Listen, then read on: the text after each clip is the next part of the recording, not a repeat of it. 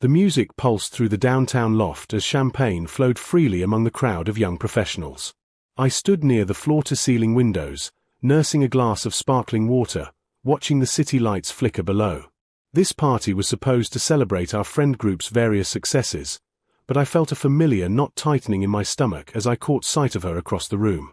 She was holding court as usual, surrounded by her work colleagues, gesturing dramatically with her wine glass. Her laughter rang out above the conversation, that particular laugh she used when she wanted attention. I'd heard it countless times over the past 3 years, but lately, it had begun to grate on my nerves like nails on a chalkboard. There he is. Her voice cut through the ambient noise. My boyfriend, everyone. The man who thinks managing a small team makes him CEO material. The group around her chuckled awkwardly. I felt dozens of eyes turn toward me, some pitying, others curious. This wasn't new. Over the past 6 months, these little jabs had become her specialty, especially in public settings. At first, I'd laugh them off, thinking she was just stressed from her own job in pharmaceutical sales. But the comments had grown sharper, more frequent, more deliberate. "Honey, you're blocking the view," I said calmly, taking another sip of water. "Oh, am I?" She sauntered over, her designer heels clicking on the hardwood floor. The crowd began to sense something brewing, conversations dying down around us. "Maybe that's because there's not much to see anyway. Tell everyone about your big day today. Come on, share with the class." I met her eyes steadily. They were bright with wine and something else, a cruel amusement that had become all too familiar. "I don't think this is the time or place." No, insist. She turned to address the growing audience. "He had his annual review today. I'm sure it went just as well as last year. You know what he does, right? He supervises 3 people in quality control at a manufacturing plant. 3 whole people." Someone in the crowd shifted uncomfortably. Our friend Derek, who'd invited us to the party, started moving toward us, concern etched on his face. "Meanwhile," she continued, her voice rising, "I'm closing 6-figure deals, traveling internationally, building actual relationships with decision-makers. But sure, let's celebrate him coming home every day at 5:30 with nothing to show for it." The room had gone completely quiet now. Even the music seemed to fade into background noise. I stood there, watching her performance, and something inside me finally clicked into place. It wasn't anger. Exactly. It was clarity. Crystal clear, cold clarity that had been building for months beneath the surface of my patience. "Are you done?" I asked quietly. "Done? I haven't even started." She threw her arms wide, playing to the crowd. "You want to know what it's like dating someone with no ambition? No drive? Someone who's perfectly content being average? Let me tell you. You'll never be enough for me." The words exploded from her lips, echoing through the suddenly silent loft. "There, I said it. You'll never be enough, and honestly, I don't know why I've wasted 3 years trying to make you into someone worth." "I got promoted today," I said simply. She stopped mid-sentence, her mouth still open. "What?" "You asked about my review." I set my glass down on a nearby table with a soft click. "I got promoted. Director of Operations for the entire Northeast region. 75 people reporting to me. Salary doubled. Company car. Profit sharing. I start Monday." Her face went through several expressions in rapid succession: confusion, disbelief, and then something ugly. "You're lying." I pulled out my phone, opened my email, and held it up so everyone nearby could see the official offer letter with the company letterhead. Derek whistled low. Someone else muttered, "Holy shit." "I told you about the interview process 6 months ago," I said, my voice still calm. "You told me I was wasting my time, that I should be realistic about my limitations. Those were your exact words." The color was draining from her face now, but I wasn't finished. "Not yet." She grabbed my phone, her eyes scanning the email frantically, as if she could find some proof that this was an elaborate joke.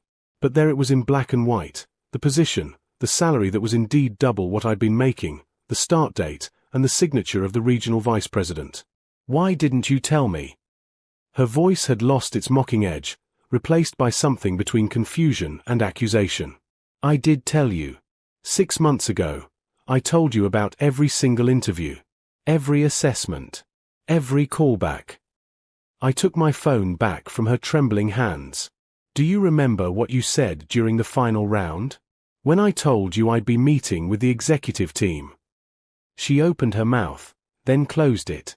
The crowd around us had grown, drawn by the spectacle, but now watching something entirely different unfold. You told me I was being naive, I continued, my voice level but carrying through the room. You said I was setting myself up for disappointment. You actually laughed when I bought a new suit for the presentation. You said, and I quote, "Why bother? They can see you're just a small-time supervisor trying to play in the big leagues." I was trying to protect you, she started. No. I cut her off. You were trying to keep me small. Because somewhere along the line, this relationship stopped being about us and became about you feeling superior. Derek appeared at my elbow, his girlfriend right behind him. Hey man, maybe we should take this somewhere private. I shook my head. She wanted a public conversation. We're having one. I turned back to her, watching as recognition dawned in her eyes. Recognition that this wasn't going the way she'd planned, that something fundamental had shifted. Do you remember when I mentioned I was thinking about moving? Getting a bigger place with the promotion? You said we should start looking, she said, grasping at this like a lifeline. You said with your new salary, we could afford something better. I did say that. 2 weeks ago. Do you remember your response? She was quiet now, her face pale except for 2 spots of color high on her cheeks. Around us, people weren't even pretending to have other conversations anymore. This was no longer a party, it had become something else entirely, a reckoning. You said, I continued when she didn't answer, that you weren't going to subsidize my lifestyle just because I got a lucky break. You said you'd already been carrying this relationship financially, even though we split rent 50-50 on an apartment you chose. You said maybe I should live alone for a while so I could learn to appreciate what you brought to the table. I didn't mean. So I took your advice. I pulled out another document from my jacket pocket. I'd been carrying it around all evening, waiting. Some part of me had known this confrontation was coming, though I hadn't expected it quite like this. This is a lease termination notice. I submitted it last Monday. 30 days notice, all properly filed with the landlord. I've paid my share through the end of the period. You have until December 23rd to vacate or sign a new lease in your own name. The paper shook in her hand as she stared at it. You can't just. I can. I did. The apartment was always in both our names, month to month after the first year. I have every right to leave. But where will you go? You can't have found a place that fast. I closed on a condo 3 days ago, I said quietly. 2 bedrooms, river view, 15-minute commute to the new office. I move in this weekend. The movers are already scheduled. Her eyes were darting around now, looking for support, for someone to tell her this wasn't happening. But the faces around us showed only shock, pity, or in some cases, a kind of grim satisfaction. I realized then that I wasn't the only one who'd noticed how she treated me. Others had seen it, had probably talked about it when we weren't around. You can't do this, she whispered. Not like this. Not at a party, in front of everyone. You're absolutely right, I said. That's why I didn't do it like this. I did it last week. In private. Via text message, which you never responded to. I sent you an email with all the details. I tried to call you twice. You sent me to voicemail both times because you were in an important meeting. She pulled out her phone with shaking hands, scrolling frantically. I watched her face change as she found the messages, the ones she'd apparently dismissed or ignored in her busy schedule of closing deals and building relationships with decision-makers. This can't be happening, she murmured. It already happened, I corrected gently. Tonight isn't me breaking up with you. Tonight is you discovering that I broke up with you a week ago, and you were too focused on yourself to notice. The silence in the room was deafening. Someone's phone buzzed, obscenely loud in the quiet, and the owner quickly silenced it. She stood there, phone clutched in both hands now, staring at the messages she'd ignored. I could see her thumb scrolling, reading the carefully worded text I'd sent 6 days ago explaining that I was ending the relationship, that I'd made arrangements for the apartment, that I hoped we could handle this maturely. "You sent this last Thursday," she said, her voice hollow. "I was closing the Morrison account. That was a $2.3 million deal." "I know. You told me about it." I paused. "Actually, you told everyone on social media about it. You posted 17 times that day. Stories, posts, even a LinkedIn update. You had time for all of that." Her face flushed. Around us, I could see people surreptitiously checking their own phones, probably pulling up her social media to verify what I was saying. In the age of Instagram and constant connectivity, everyone left digital breadcrumbs of their priorities. "That's not fair," she protested. "You know how demanding my job is. I can't just drop everything because you're feeling insecure." Insecure. The word came out harder than I'd intended. "I told you I was unhappy for 6 months. I asked you to go to couples counseling with me. 3 different times. You said you didn't need therapy because you weren't the one with issues." Derek's girlfriend, Sarah, made a small sound, something between a gasp and a sympathetic groan. I saw her squeeze Derek's hand. "I tried to talk to you about how your comments made me feel," I continued. "The little digs about my job, my salary, my lack of ambition. You told me I was being too sensitive, that I needed to develop thicker skin if I wanted to succeed in the real world. Everyone jokes with their partner." "Jokes are funny," I interrupted. "They make both people laugh. What you did wasn't joking. It was belittling. There's a difference." She looked around the room desperately, seeking an ally. Her eyes landed on her work friend, Jessica, who'd been part of the crowd she'd been entertaining earlier. "Jess, you know how couple dynamics work. Tell him he's overreacting." But Jessica looked uncomfortable, avoiding eye contact. "I mean, some of the things you've said to him over the past few months. I actually mentioned to you that maybe you were being kind of harsh. You said I was being real. You said honesty was important in relationships." "I said honesty is important," Jessica corrected carefully. "But there's a difference between honesty and cruelty. And tonight, before he said anything about the promotion, what you said to him wasn't honest feedback. It was just mean." The support she'd expected wasn't materializing. Instead, I could see the social calculus happening in real time across multiple faces. People were reassessing, remembering interactions, comments, moments they'd witnessed or heard about. The narrative she'd constructed, successful woman stuck with underachieving boyfriend, was crumbling, being replaced by a different story. Insecure person who felt the need to diminish their partner to feel superior. "I loved you," she said suddenly, and for the first time, her voice cracked. "I love you. We can fix this. You got your promotion, that's amazing, I'm happy for you." "Are you?" I asked quietly. "Are you really happy for me? Or are you panicking because the dynamic you'd established just shifted, and you're realizing that maybe I wasn't the problem?" She flinched like I'd slapped her. "For 3 years, I supported your career," I said. "I celebrated every win, consoled you after every loss. I adjusted my schedule around your travel.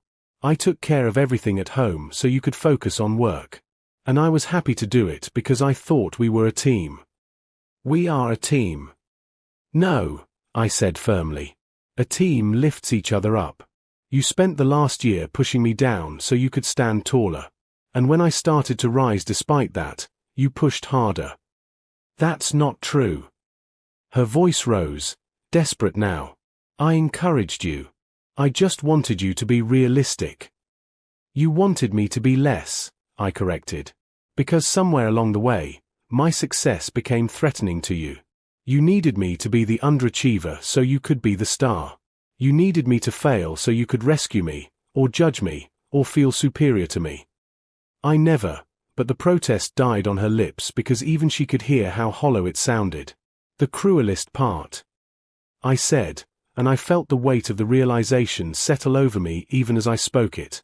I think you actually believed your own narrative. You convinced yourself that I wasn't good enough, that I didn't try hard enough, that I was holding you back. You told that story so many times that it became real to you. But it was never true. Tears were streaming down her face now, and part of me, a small, fading part, wanted to comfort her. But I couldn't. Comforting her would mean accepting responsibility for her pain, and this pain was self-inflicted. This was the consequence of choices she'd made, words she'd said, hurt she'd deliberately caused. Can we please just talk about this privately, she begged. Please? Not here, not like this. Why not here? I gestured around the room. You chose this venue for our fight. You wanted witnesses to what you thought would be my humiliation. The only thing that changed was who ended up humiliated. The truth of that statement hung in the air like smoke. She looked around at the faces watching us, some sympathetic, others judgmental, all uncomfortable witnesses to the complete inversion of her planned performance. This was supposed to be her moment of dominance, her public declaration of superiority. Instead, it had become something else entirely. I need air, she said suddenly, pushing through the crowd toward the balcony. For a moment, I thought about letting her go, about letting this be the end of it. But there were things that still needed to be said, closure that needed to happen, if only for my own peace of mind. I followed her out onto the balcony. The November wind was cold, cutting through my dress shirt. She stood at the railing, gripping it with both hands, her shoulders shaking. Below us, the city continued its indifferent rhythm, cars flowing through streets, lights flickering in windows, life happening in thousands of separate stories that had nothing to do with ours. I don't understand, she said without turning around. When did you become this person? The person who could just walk away. I didn't become this person. I've always been this person. You just stopped seeing me as a person at all.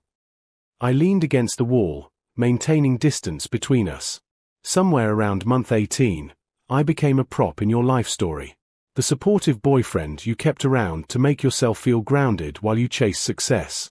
And then when you got that success, I became the anchor you resented.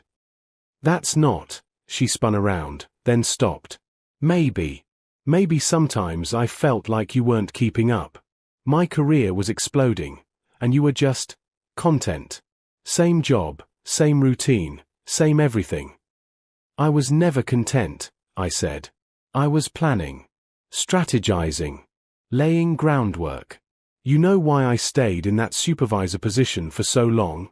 Because I was learning every aspect of the operation. I was building relationships with key people. I was making myself indispensable.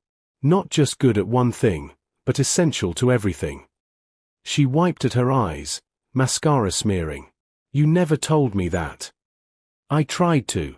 Multiple times. You never listened. You'd hear the words stayed in the same position and tune out the rest. You'd already decided what my story was, and anything that contradicted it didn't fit your narrative. So this is revenge. Her voice hardened. You got your big break, and now you're dumping me to prove a point. No, I said, and I meant it. This isn't revenge. This is self-preservation. You know what the final straw was? 2 weeks ago, after I got the offer, I came home excited. I wanted to tell you, to celebrate with you. And you were on the phone with Jessica, and I heard you laughing about something. So I waited. And I heard you say, I paused, making sure I had the words exactly right. The sad thing is, he actually thinks he's going somewhere. He's been talking about this promotion for months, like it's definitely happening.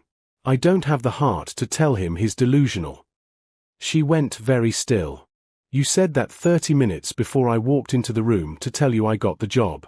And when I told you, you smiled and said that's nice, honey, and went back to your phone call. You didn't ask about the salary. Didn't ask about the responsibilities. Didn't ask when I started. Nothing. Because you'd already decided it wasn't important. I was tired. You were dismissive. There's a difference. I pushed off from the wall. And that's when I realized something crucial. You didn't just not support my success. You were actively hoping for my failure. Because my failure validated your worldview. My failure made you the winner in our relationship. That's not true. But even as she said it, doubt flickered across her face. The kind of doubt that comes when someone holds up a mirror and you don't like what you see. Here's what's going to happen, I said, my voice steady. I'm going to leave this party. I'm going to go home, to our apartment that stops being ours in 30 days. I'm going to finish packing my things. And then I'm going to move into my new place and start my new job and build my new life. And none of that will include you. Please don't do this, she whispered. I can change. I can be better. I'll go to therapy. I'll work on myself. I don't want you to change for me, I interrupted. I want you to change for you. Because the person you've become? She's not happy. She's insecure and cruel and constantly measuring her worth against others. That's exhausting. And I can't fix that for you. I can't make you see your value. I can't make you stop tearing others down to feel tall. That's work you have to do. She was crying openly now, no longer trying to hide it. I'm sorry. I'm so sorry. I didn't realize. You didn't want to realize, I corrected gently. Because realizing would have meant admitting you were wrong. And you built your entire identity around being right, being successful, being the one who had it all figured out. Inside, I could see people watching us through the glass doors, probably trying to lip read, definitely speculating about what was being said. This moment would be dissected for weeks in group chats and coffee meetups. Our relationship would become a cautionary tale, a topic of conversation, a story people told about someone they used to know. I loved you, I said, and it was true, past tense. I loved you so much.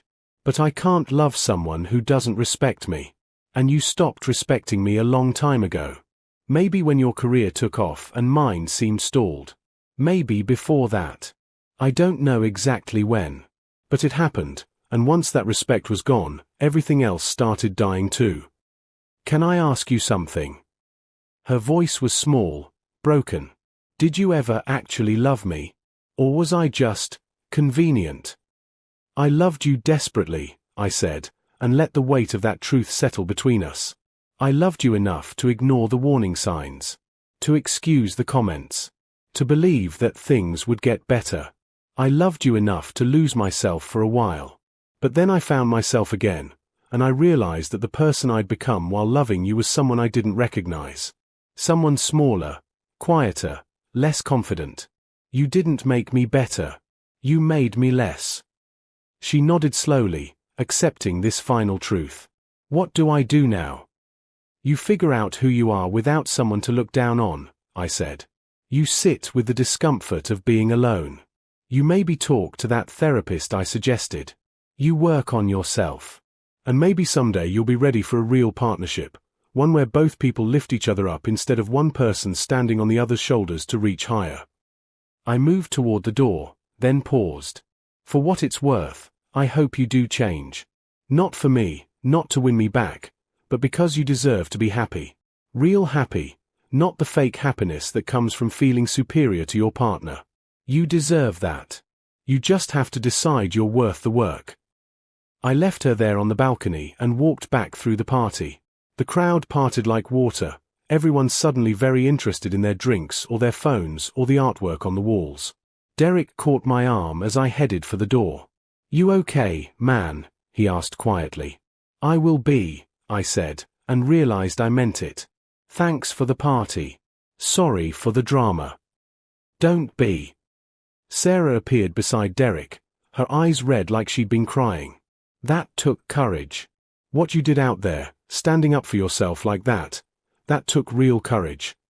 I hugged them both and left. The elevator ride down felt longer than usual, like I was descending through years of my life, leaving something behind on every floor. The relationship I'd had. The man I'd been. The future I'd imagined. All of it falling away, floor by floor, until I reached the ground level and stepped out into the cold November night. My car was parked 3 blocks away. I walked slowly, in no hurry to reach any particular destination. Above me, the city lights blotted out the stars, but I didn't mind. I'd seen enough tonight, had clarity enough for a lifetime. My phone buzzed. A text from her. I'm sorry. For everything. I mean it.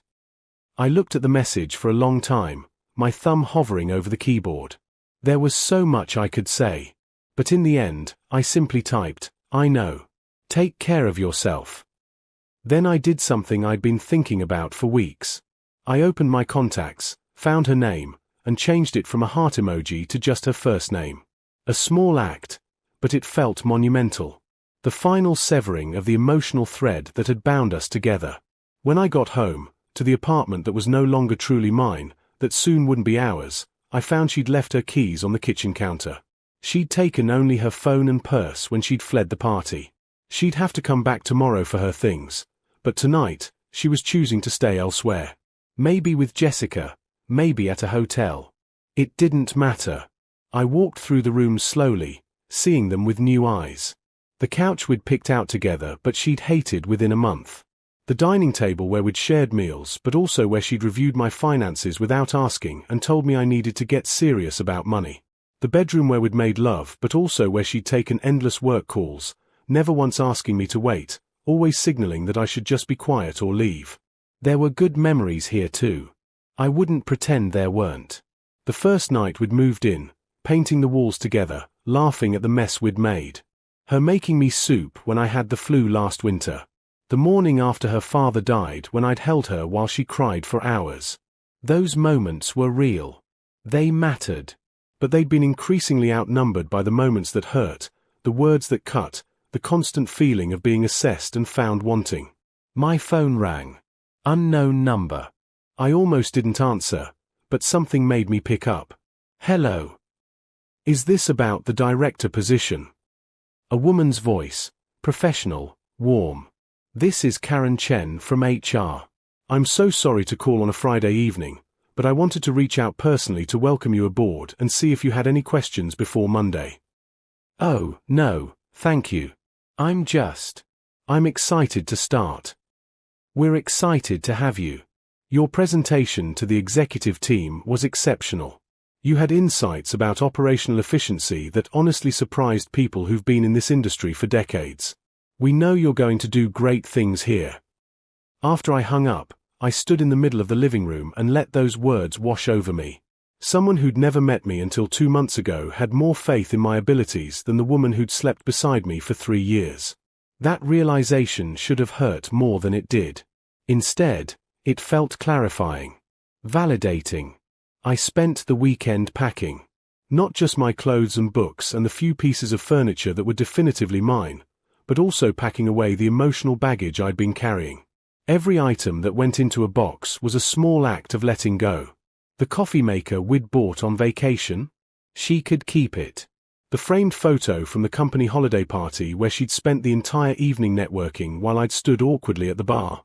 Into the trash. The nice watch she'd given me for Christmas with a card that read, "Maybe this will remind you to be more punctual about your ambitions." Goodwill donation pile. She came by Sunday afternoon while I was wrapping dishes in newspaper.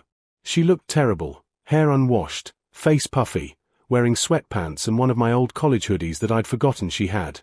"Can we talk?" she asked from the doorway, not entering fully. "We can," I said, "but I don't think there's much left to say." "I've been thinking about everything you said." She moved into the apartment tentatively, like entering a space that no longer belonged to her. "You were right. About all of it. I did tear you down. I did make you smaller to make myself feel bigger. And I'm ashamed. I appreciate you saying that." I made an appointment with a therapist. Tuesday afternoon. I'm going to work on myself. Figure out why I do this, why I need to hurt people to feel good. "That's good," I said, and meant it. "I hope it helps." "Is there any chance?" She stopped, seeing something in my face. "No. There isn't. Is there?" "No," I said gently. "There isn't.